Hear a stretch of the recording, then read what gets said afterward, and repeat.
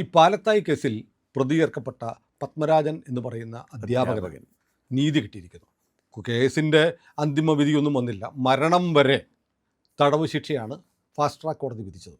അധ്യാപകൻ സ്കൂളിലെ 9 വയസ്സുള്ള പെൺകുട്ടിയെ 9 വയസ്സെന്നും പറയും, 9 വയസ്സും 10 ആവട്ടെ, കുട്ടിയെ സ്കൂളിലെ ശൗചാലയത്തിൽ കൊണ്ടുപോയി പീഡിപ്പിച്ചു പലവട്ടം, 3 തവണ എന്നായിരുന്നു കേസ്.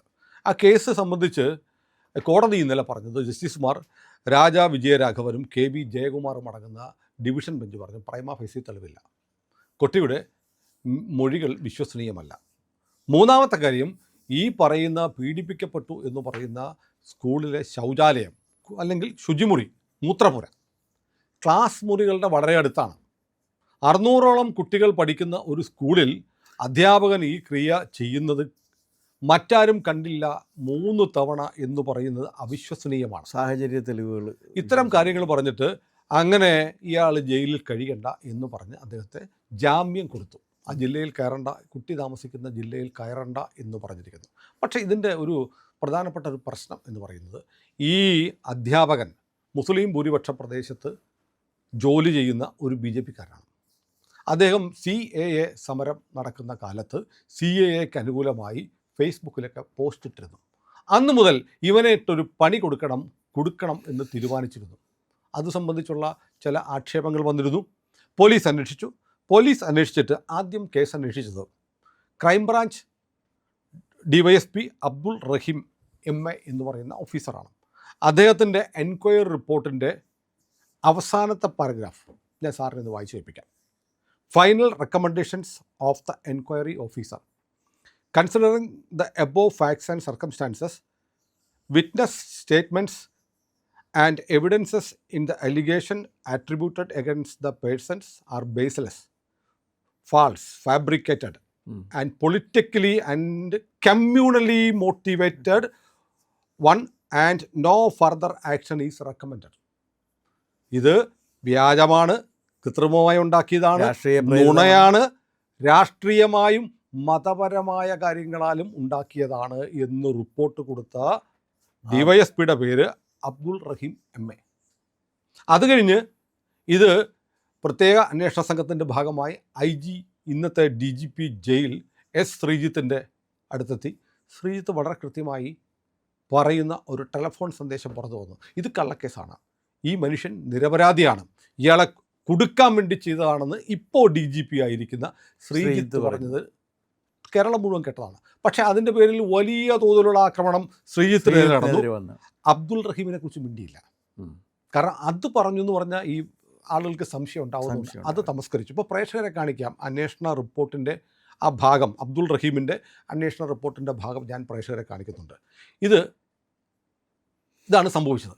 ഈ അധ്യാപകനെ സംബന്ധിച്ചിടത്തോളം ഇയാളെ കൊല്ലണം എന്ന് വരെ പോലീസ് അന്വേഷിച്ചിട്ട് ഇയാൾക്ക് പങ്കില്ല എന്ന് പറഞ്ഞപ്പോൾ ഇയാളെ കൊല്ലണം എന്ന് വരെ ആവശ്യമുയർന്നു. ഇതിനുവേണ്ടി സടകുടഞ്ഞിറങ്ങി പ്രവർത്തിച്ചത് ലീഗ്, സമസ്ത, പോപ്പുലർ ഫ്രണ്ട്, പിന്നീട് CPM കൂടി.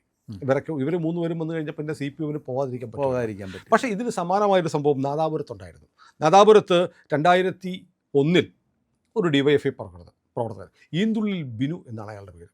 ഈന്തുള്ളിൽ ബിനുവിനെ കുറിച്ച് പെട്ടെന്ന് ഒരു കേസ് വന്നു. തെരുവംപറമ്പത്ത് നബീസ എന്ന് പറയുന്ന ഒരു സ്ത്രീയെ നിസ്കാരപ്പായയിൽ വെച്ച് ബിനു പീഡിപ്പിച്ചു. പോലീസ് അന്വേഷിച്ചു, വ്യാജ പരാതിയാണെന്ന് കണ്ടെത്തി അറസ്റ്റ് ചെയ്ത ബിനുവിനെ വിട്ടയച്ചു. പക്ഷേ മാർക്കറ്റിൽ നിൽക്കുന്ന ഈന്തുള്ളിൽ ബിനുവിനെ ബോംബെറിഞ്ഞു കൊന്നു. പോപ്പുലർ ഫ്രണ്ടുകാരൻ ബോംബെറിഞ്ഞു കൊന്നു. അതിനുശേഷം പിന്നീട് ഈ ഇര എന്ന് പറയപ്പെട്ട സ്ത്രീയും അവരുടെ ഭർത്താവും പരസ്യമായി വന്ന് പറഞ്ഞു, ഞങ്ങളെ പീഡിപ്പിച്ചിട്ടൊന്നുമില്ല, അത് ചില ആളുകൾ പറഞ്ഞതുകൊണ്ട് ഞങ്ങൾ പറഞ്ഞതാണ്. നഷ്ടപ്പെട്ടത് CPMന് DYFIക്ക് അവരുടെ ഒരു സഖാവരിയാണ്.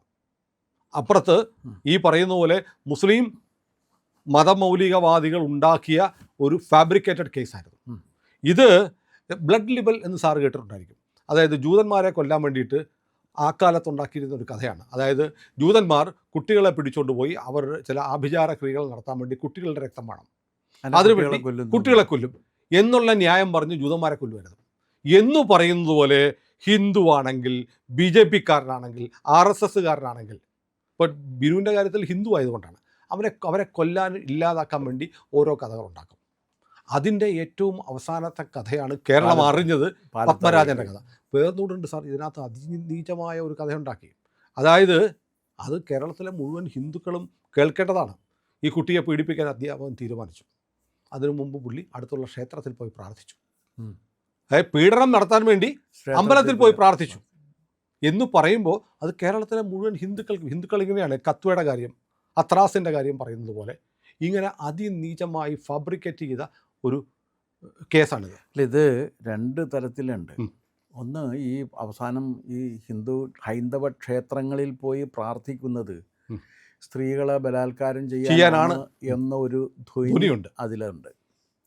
രണ്ടാമത്തെ കാര്യം എന്ന് വെച്ച് കഴിഞ്ഞാൽ ഇത് ഇന്ന് തുടങ്ങിയതല്ല. ഇത് ഇസ്ലാമിൻ്റെ ചരിത്രം പരിശോധിക്കണം.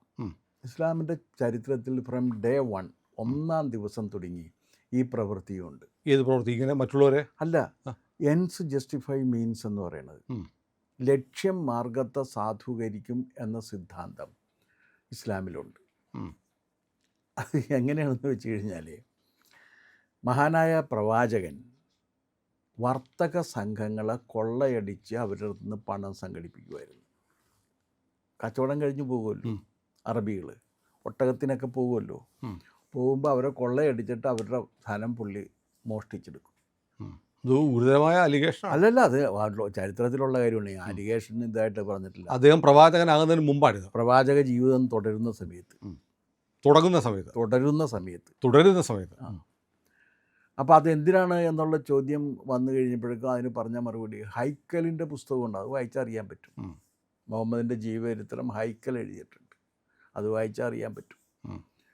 അപ്പോൾ അതെന്തിനാണെന്ന് വെച്ച് കഴിഞ്ഞാൽ ഈ വർത്തക സംഘങ്ങളെ കൊള്ളയടിച്ചുണ്ടാക്കുന്ന പണം അദ്ദേഹം ദീനിൻ്റെ പ്രചാരണത്തിന് വേണ്ടി വിനിയോഗിക്കും, മതപ്രചാരണത്തിന് വേണ്ടി. അപ്പോൾ അല്ലാഹുവിൻ്റെ പരമഹിതം മാലോകരെ അറിയിക്കുന്നതിന് വേണ്ടി ഇത് ചെയ്തു കഴിഞ്ഞാൽ അത് തെറ്റല്ല എന്നാണ്. മനസ്സിലായില്ലേ? ഇത് തന്നെയാണ് ഇപ്പോഴും ഇവർ ചെയ്തുകൊണ്ടിരിക്കുന്നത്. അത് അവരുടെ ഒരു മതത്തിൻ്റെ പ്രചാരണത്തിന് വേണ്ടി എന്തെങ്കിലും ചെയ്യുന്നത് മഹത്തായ കൃത്യമാണ് എന്ന് അവർ വിശ്വസിക്കുന്നുണ്ട്. സാർ, ഇത് പറയുമ്പോൾ ഒരു കാര്യം പറയണം. ഒരു പേര് ഇതിനകത്ത് പറയണം. നൗഫൽ ബിൻ യൂസഫ്. അവർക്കും വലിയ അറബി ആയിരിക്കുന്നു. കേരളത്തിലെ ഒരാളാണ്, മലയാളിയാണ്, മലയാളി മാധ്യമ പ്രവർത്തകനാണ്, ഏഷ്യാനെറ്റ് എന്ന് പറയുന്ന മഹത്തായ സ്ഥാപനത്തിലെ റിപ്പോർട്ടറാണ്. ഈ കേസ് ആദ്യം റിപ്പോർട്ട് ചെയ്തത് ഈ പറയുന്ന നൗഫൽ ബിൻ യൂസഫാണ്. നൗഫൽ ബിൻ യൂസഫ് ഇത് റിപ്പോർട്ട് ചെയ്തു നിരന്തരം സ്റ്റോറികൾ ചെയ്തു. ഈ കുട്ടിയുടെ വീട്ടിനെ ചുറ്റിപ്പറ്റി തന്നെ ആയിരുന്നു ഇയാളുടെ ജീവിതം. എന്നിട്ട് ഈ കുട്ടിയുടെ കൂട്ടുകാരി എന്ന് പറഞ്ഞ് വേറൊരു കുട്ടിയുടെ മുഖം കാണിക്കാതെ ഒരു ഇൻ്റർവ്യൂ ചെയ്തു.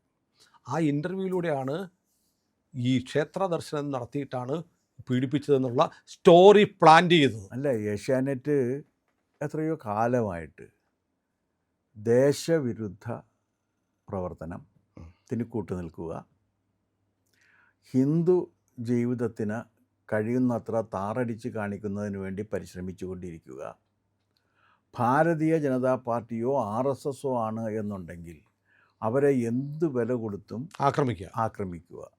ഇത് ഈ ഏഷ്യാനെറ്റ് എന്ന് പറയുന്ന മാധ്യമ സ്ഥാപനത്തിൻ്റെ സ്ഥിരം ശൈലിയാണ്. അപ്പോൾ ആ ശൈലി പ്രോത്സാഹിപ്പിക്കുന്നതിനും പ്രചരിപ്പിക്കുന്നതിനും പണം വാങ്ങിയിട്ട് പ്രവർത്തിക്കുന്നവർ ഏഷ്യാനെറ്റിലുണ്ട്. ഏഷ്യാനെറ്റിലെ ഏത് കക്ഷി എടുത്തു നോക്കിക്കോളൂ, അതാരായിരുന്നാലും അവരുടെ വാർത്താ അവതാരകർ, അവരുടെ വാർത്താ റിപ്പോർട്ടേഴ്സ്, നിങ്ങൾ അവരുടെയൊക്കെ വാർത്താ റിപ്പോർട്ടിംഗ് അവതാരണ രീതിയും നോക്കിക്കോളൂ. അതിനെല്ലാത്തിലും ഒരു ഹിന്ദു വിരുദ്ധത ഉണ്ടായിരിക്കും, രാജ്യവിരുദ്ധത ഉണ്ടായിരിക്കും. ഈ പാറ്റാ സമരങ്ങളുമായി ബന്ധപ്പെട്ട് പാറ്റാ സമരം മാത്രമല്ല, സാർ ശ്രദ്ധിച്ചായിരുന്നോ? പ്രധാനമന്ത്രി മോദി പറഞ്ഞല്ലോ, ഈ കുട്ടികളോട് ഞാൻ ക്ഷമിച്ചിരിക്കുന്നു, എൻ്റെ അമ്മയ്ക്കുമൊക്കെ പറഞ്ഞ പോലെ. ഉടനെ കൊടുത്ത ക്യാപ്ഷൻ ആശാൻ ക്ഷമിച്ചു എന്ന്. അല്ല, പരിഹസിക്കുക, മോദിയെ പരിഹസിക്കുക, മോദി വന്നതിന് ശേഷം ജനാധിപത്യം ഇല്ല എന്ന് പറയുക, മോദി വന്നതിന് ശേഷം ഇവിടെ മതേതരത്വം തകർന്നു എന്ന് പറയുക, മോദി വന്നതിന് ശേഷം ഇന്ത്യയിൽ വിപ്ലവമില്ല എന്ന് പറയുക. ഇങ്ങനെ ഒരുപാട് കാര്യങ്ങൾ മോദിയിൽ ആരോപിച്ചുകൊണ്ട് മോദിയെ വിമർശിക്കാൻ മുൻപന്തിയിൽ കേരളത്തിൽ നിൽക്കുന്ന മാധ്യമ സ്ഥാപനമാണ് ഏഷ്യാനെറ്റ്. അപ്പോൾ ആ ഏഷ്യാനെറ്റിൽ ഇത്തരത്തിലുള്ള ആളുകളെ അവർ വെച്ചിരിക്കുന്നത് ഈ പ്രചരണത്തിന് വേണ്ടിയിട്ടാണ്. ഇവരൊന്നും നല്ല ജേർണലിസ്റ്റുകളല്ലല്ലോ. അതെ, നല്ല ജേർണലിസ്റ്റുകളല്ല. നല്ല ജേർണലിസ്റ്റ് ആണ് എന്നുണ്ടെങ്കിൽ അതിൻ്റെ വസ്തുതകൾ അന്വേഷിച്ച് അയാൾക്ക് പറയാനുള്ളത് കൂടി കൊടുക്കാൻ തയ്യാറാണ്. അതെ അതെ, വൺ സൈഡഡ് ആവരുത്. വൺ സൈഡഡ് ആകരുത്. പക്ഷെ ഇതല്ല. ഏഷ്യാനെറ്റ് അങ്ങനെ ചെയ്യില്ലല്ലോ. ഏഷ്യാനെറ്റാണ് ഏറ്റവും നിഗൂഢമായ രീതിയിലുള്ള ലക്ഷ്യത്തോടു കൂടി ഹൈന്ദവ സമൂഹത്തെയും ഈ രാജ്യത്തെയും ഭാരതീയ ജനതാ പാർട്ടിയെയും RSSനെയും എല്ലാം നിഗൂഢമായിട്ട് തന്നെ എതിർത്തുകൊണ്ടും അതിനെ നശിപ്പിക്കുന്നതിന് വേണ്ടി പരിശ്രമിച്ചുകൊണ്ടിരിക്കുന്നൊരു സ്ഥാപനമാണ്. ആ സ്ഥാപനം അതുകൊണ്ട് തന്നെ അതിനുള്ള വൈകൃതങ്ങളൊക്കെ ഉണ്ട്. അല്ലെങ്കിൽ ഇങ്ങനെ ഒരു സംഭവം വന്നു കഴിഞ്ഞിട്ട് ഇവർ കൊടുക്കുന്ന തെറ്റായ വാർത്ത, വികൃതമായ വാർത്ത, ആ വാർത്തകളുടെ ഒന്നിൻ്റെയും പേരിൽ ഇവരാരും ഒന്നും പറയാറില്ല, ഖേദം പോലും പറയാറില്ല, ഖേദം പ്രകടിപ്പിക്കാറില്ല. കാരണം അവർക്ക് തെറ്റുപറ്റില്ല എന്നാണ്. എന്താണ് നേരോടെ നിർഭയം നിരന്തരം. അപ്പോൾ ഈ നിർഭയം എന്ന് പറഞ്ഞാൽ ആ നിർഭയം എന്നുള്ളത് ഈ ഹിന്ദുക്കളെയും BJPയെയും ഇന്ത്യയെയും പ്രധാനമന്ത്രി നരേന്ദ്രമോദിയെയും വിമർശിക്കുന്ന കാര്യത്തിൽ മാത്രമാണ് നിർഭയത്തുള്ളത്. അതെ അതെ. ഇവർ എന്തെങ്കിലും കാരണം, ഞാൻ ചോദിക്കട്ടെ, ഹിന്ദു മതത്തിൻ്റെ 100,000 കുറ്റങ്ങൾ ഇവർ എണ്ണി പറയാറുണ്ടല്ലോ. ഇസ്ലാം മതത്തിലുള്ള ഒരു കുറ്റം പറയട്ടെ, ഒരു കുറവ് ഇസ്ലാം മതത്തിൽ, ഇന്നൊരു കുറവ് ഇസ്ലാം മതത്തിലുണ്ട് എന്ന് പറയട്ടെ, പറഞ്ഞു കേട്ടിട്ടുണ്ടോ? ഇല്ല, പറയില്ല. അപ്പോൾ കൈയും കാലും ഒക്കെ പോകും സാറേ. അല്ല, അപ്പോൾ ഇസ്ലാം മതം എന്താണ്? കുറവുകൾക്കും കുറ്റങ്ങൾക്കും അതീതമായ മതമൊന്നും അല്ലല്ലോ. പക്ഷെ അല്ല, കൈയും കാലും പോകുന്നത് മാത്രമല്ല, ഗൾഫ് യാത്രകൾ, സമ്മാനങ്ങൾ. അല്ല, ഇവർക്കെല്ലാം ഈ ഏഷ്യാനെറ്റ് അങ്ങനെ ഒരു മാതൃക മാധ്യമ സ്ഥാപനമാണ് എന്ന് ഞാൻ കരുതുന്നേയില്ല. അവർ ആദ്യം ചെയ്തിരുന്നത് എന്താണെന്ന് വെച്ചാൽ ഈ റിട്ടയർ ചെയ്ത SFIക്കാർക്ക് വന്നിരുന്ന് വിപ്ലവം പ്രസംഗിക്കാനുള്ളൊരു വേദിയായിട്ടാണ് അത് ഉപയോഗിച്ചിരുന്നത്. എല്ലാം അത് തന്നെയായിരുന്നു. പ്രത്യേകിച്ച് ബ്രിട്ടാസിൻ്റെ കാലത്ത്. അല്ല, ബ്രിട്ടാസിൻ്റെ കാലത്തിന് മുമ്പേ തന്നെ ശശികുമാറും ഇതുപോലെ റിട്ടയർ ചെയ്തൊരു SFIക്കാരനായ വിപ്ലവകാരിയാണ്. അടുത്തൂൺ പറ്റിയ ഒരു വിപ്ലവകാരിയാണ്, SFIക്കാരനായിരുന്നല്ല. അപ്പോൾ ഇവരൊക്കെ SFI കാലത്ത് ഇവരെല്ലാം വിശ്വസിച്ചിരുന്നത് എന്താണെന്ന് വെച്ചാൽ ഇന്ത്യയിൽ വിപ്ലവം വരുമെന്നും ആ വിപ്ലവം വരുമ്പോൾ ഇവരെല്ലാവരും ചെഗുവേരമാരായി അറിയപ്പെടുമെന്നാണ് ഇവർ വിശ്വസിച്ചിരുന്നത്. ഇവരിൽ പലരും ഈ കോളേജ് ക്യാമ്പസുകളിലൂടെ നടന്നിരുന്നത് ചെഗുവേര ബൊളീവിയൻ കാടുകളിലൂടെ നടക്കുന്നതിനെ അനുകരിച്ചുകൊണ്ടായിരുന്നു. അത്ര കലശലായിരുന്നു അനുകരണ ഭ്രമം. അപ്പോൾ അതുകൊണ്ട് അന്ന് എടുത്തു വെച്ചതെന്ന് വെച്ചാൽ ഒരു 90% ആയിട്ടുള്ള സ്റ്റാഫും ഇടതുപക്ഷക്കാരായിരുന്നു. ആ അല്ലാത്തവരെ വല്ല 1-2 പേരൊക്കെയാണ് എടുത്തു വെച്ചിരുന്നത്. ബൊക്കോഴും ഇടതുപക്ഷമായിരുന്നു. ആ ഇടതുപക്ഷത്തിന് പ്രാമുഖ്യം കൊടുത്തുകൊണ്ടും ഇത് എന്താണ് ഹൃദയപക്ഷം, ഇടതുപക്ഷം എന്നൊക്കെ എന്നിട്ട് ആങ്കർമാർ തന്നെ ഇരുന്ന് വിളിച്ചു പോവുക. അതായത് ആങ്കർമാർ തന്നെ ഒരു നിഗമനത്തിലെത്തിയിട്ട് ആ നിഗമനം സാധൂകരിക്കുന്നതിന് വേണ്ടിയുള്ള ചോദ്യങ്ങൾ ചോദിച്ച് അവിടെ ഇരിക്കുന്നവരെ കൊണ്ട് പറയിപ്പിക്കുക. അപ്പോൾ ആദ്യകാലത്ത് എന്താണെന്ന് വെച്ചാൽ ഏഷ്യാനെറ്റിൻ്റെ മാധ്യമ ചർച്ചകളിൽ പോയിരുന്ന അനശ്വരനാകാൻ കഴിയുമെന്ന് വിശ്വസിച്ചിരുന്ന കുറേ പേരുണ്ടായിരുന്നു. അവരെന്തായാലും അവർക്ക് അനശ്വരനായേ പറ്റൂ. അപ്പോൾ അനശ്വരനാകാനുള്ള മാർഗ്ഗം ഏഷ്യാനെറ്റിൻ്റെ ചർച്ചയിൽ പോയിരിക്കുക എന്നുള്ളതാണെന്ന് കരുതിയിരുന്ന കുറേ പേരുണ്ടായിരുന്നു. അവർ ഏഷ്യാനെറ്റിൻ്റെ ചർച്ചയിൽ പോയിരുന്ന അനശ്വരരാകാനും ശ്രമിച്ചു. ഇവരെല്ലാവരും കൂടി ചേർന്നിട്ടാണ് ഈ BJPക്കെതിരെ, ഇത് പാലത്തായി വന്ന സമയത്ത് ആഘോഷം ഇരുന്നില്ല. അതെ അതെ. മനോരമ ആഘോഷിക്കുന്നു, മാതൃഭൂമി ആഘോഷിക്കുന്നു, ഏഷ്യാനെറ്റ് ആഘോഷിക്കുന്നു, പിന്നെ ട്രീ കട്ടർ ചാനലടക്കം സകല ചാനലുകളും. പക്ഷേ ഇന്ന് മനോരമ കണ്ടത് ഇത് ഈ അധ്യാപകൻ്റെ ഭാഗത്തിന് അനുകൂലമായി ഒരു ഹൈക്കോടതിയുടെ നിരീക്ഷണവും അദ്ദേഹത്തെ ജാമ്യത്തിൽ പുറത്തുവിടുകയും ചെയ്ത വാർത്ത കൊടുത്തിട്ടില്ല. അകത്ത് വളരെ ചെറുതായി കൊടുത്തിട്ടുണ്ട്. കാരണം അത് അവർക്ക് ഇഷ്ടമല്ല ആ വാർത്ത. അതേസമയം അദ്ദേഹത്തിനെതിരെയുള്ള ആക്ഷേപങ്ങൾ ഒന്നാം പുറത്തായിരുന്നു. അല്ല, അദ്ദേഹത്തിനെതിരെയുള്ള ആക്ഷേപങ്ങൾ ഒന്നാം പുറത്ത് കൊടുത്തിട്ടുള്ള ഒരു പത്രം അല്ലെങ്കിൽ ഒരു മാധ്യമം, അപ്പോൾ അങ്ങനെയല്ല എന്ന് കോമ്പീറ്റൻ്റായ ഒരു കോടതി പറഞ്ഞാൽ അതും ഒന്നാം പുറത്ത് കൊടുത്തതിന് ശേഷം നിങ്ങൾക്കുള്ള വിയോജിപ്പ് അതിൻ്റെ കൂടെ കൊടുക്കാം. അതെ, അതാണ് മാധ്യമധർമ്മം. പത്രമുത്തശ്ശിയാണ്, മറ്റതാണ്, മറിച്ചാണെന്നൊക്കെ പറഞ്ഞിട്ടൊന്നും കാര്യമായില്ല. മാധ്യമധർമ്മം എന്ന് പറഞ്ഞ സാധനം അതാണ്. അതിപ്പോഴും ഇല്ല. അപ്പോൾ അതെന്താണെന്ന് വെച്ച് കഴിഞ്ഞാൽ ഇവരുടെ ഒരു ധാരണ എന്താണെന്ന് വെച്ചാൽ ഇത്തരം കാര്യം, ഇപ്പോൾ ക്ഷേത്രത്തിൽ പോയി പ്രാർത്ഥിച്ചിട്ടാണെന്നാണ് ഏഷ്യാനെറ്റ് കൊടുത്തത്. അതെ, ആ പ്രസ്താവന ഏഷ്യാനെറ്റ് പിൻവലിക്കണം. പിൻവലിച്ച് ഇവിടുത്തെ ഹൈന്ദവ സമൂഹത്തോടും ക്ഷേത്രങ്ങളിൽ പോകുന്ന ഏഷ്യാനെറ്റിൽ ഒരു കുട്ടിയെ കൊണ്ട് പറയിപ്പിച്ചതാ കൂട്ടുകാരി എന്ന് പറഞ്ഞു. അതേന്ന് ഇത് നമുക്കറിയാവുന്നല്ലോ, ഒരാളെ കൊണ്ട് അത് കൂട്ടുകാരിയാണ് ഇല്ലെന്ന് നമുക്കറിയില്ല. പുറകിന്നല്ലേ കുട്ടി മൈനർ ഏതാണെന്ന് പോലും അറിയില്ല. അറിയില്ല. ഇവർക്കറിയാമോ കുട്ടി ആരാണ്? ഇവർ കൊണ്ടുവന്ന് പ്ലാൻ ചെയ്ത ഒരാളായിരിക്കും, പഠിപ്പിച്ച് പ്ലാൻ ചെയ്ത് കൊണ്ടുവന്ന് വെച്ചാണ്. അതുകൊണ്ടാണ് അല്ല അങ്ങനെ വാർത്തകൾ ചെയ്തു വന്നതിന്റെ പേരിൽ ഏഷ്യാനെറ്റിന് വേറെ കേസുണ്ട്. വേറെ കേസ് അല്ല, പണ്ട് മുതലേ ഏഷ്യാനെറ്റിന് അങ്ങനെ ഉണ്ടല്ലോ, വാർത്തകൾ പ്ലാൻ ചെയ്ത് ഉണ്ടാക്കുന്നവരാണ് ഇവർ. അങ്ങനെയുള്ള ഏഷ്യാനെറ്റ് ഹൈന്ദവ സമൂഹത്തെ അധിക്ഷേപിച്ചതിൻ്റെ പേരിൽ മാപ്പ് പറയണം. കാരണം ക്ഷേത്രത്തിൽ പോയി പറഞ്ഞിട്ടാണ് ഈ അധ്യാപകൻ പോയിട്ട് പെൺകുട്ടിയെ പീഡിപ്പിച്ചത്, പ്രാർത്ഥിച്ചിട്ടാണ് എന്ന് പറയുന്ന സമയത്ത് ഇനി നൗഫൽ എന്ന് പറയുന്ന ഈ മഹാൻ, നൗഫൽ എന്നല്ല, നൗഫൽ ബിൻ യൂസഫ്, ഈ മഹാൻ അത് റിപ്പോർട്ട് ചെയ്തു എന്ന് തന്നെ വെക്ക്.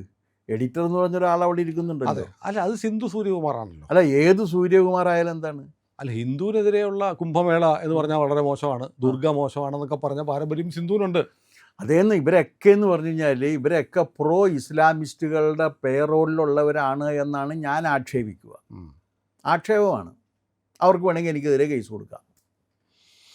ഏതായാലും പാലത്തായി കേസ് ഹിന്ദുവിനൊരു പാഠമാണ്. നീ ഞങ്ങൾക്കെതിരായി വർത്തമാനം പറഞ്ഞാൽ, നീ ഹിന്ദു ആണെങ്കിൽ നിന്നെ ഞങ്ങൾ പോക്സോ കേസിലും പെടുത്തും. എന്തും ചെയ്തോളെ. ചെയ്തോളെ. ആ തുടക്കം ഞാൻ പറഞ്ഞില്ലേ, പ്രവാചകൻ്റെ കാലത്ത് തുടങ്ങിയതാണ്, അതിപ്പോഴും തുടരുകയാണ്.